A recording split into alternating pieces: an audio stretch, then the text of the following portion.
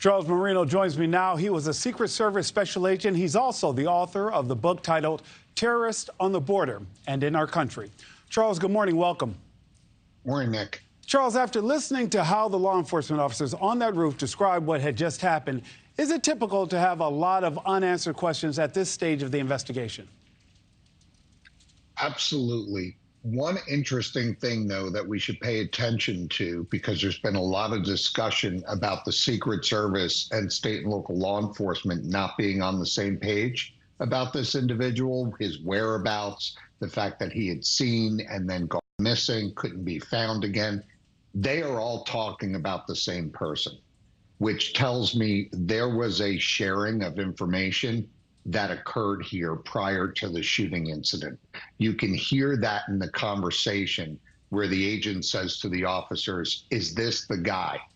And the officer says, "Yes, this is about the picture." And he goes, "Yes, I saw that." So that picture, based on that conversation, had been circulating amongst Secret Service and state and local law enforcement, which is a good thing. They were communicating.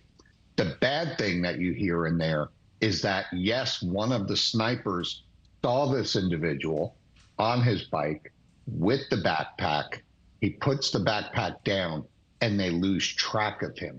Now, it appears, based on the sequences that we've heard, the varying sequences, that one commonality is they can never catch up to this shooter. They can never find his whereabouts after the initial sighting and reporting by both the public and law enforcement.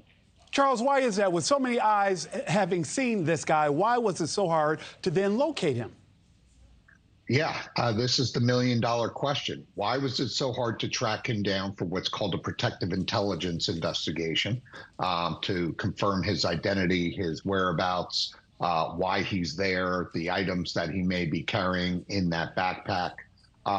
The other thing that is still a big problem is why there was no deterrent on top of that roof or in that building.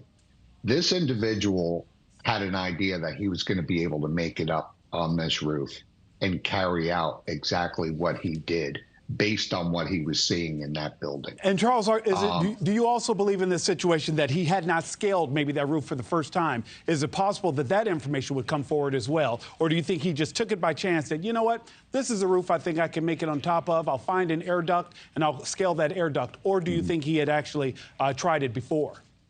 No, I said this on the first day. There was pre-planning that went into this. This wasn't the first time he had visited this site. And we now hear the reports of use of a drone to assess the area. So he knew what he wanted to do.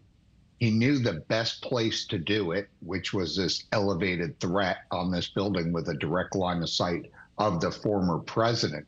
But still, back to the question, he had the plan in place and he was able to carry it through. Why was there no deterrent placed on this building to prevent him from carrying out this attack from that location? Thanks for watching, everybody. Go to joinnn.com to find NewsNation on your television provider. Also, don't forget to click that red subscribe button below to get more of NewsNation's fact-driven, unbiased coverage.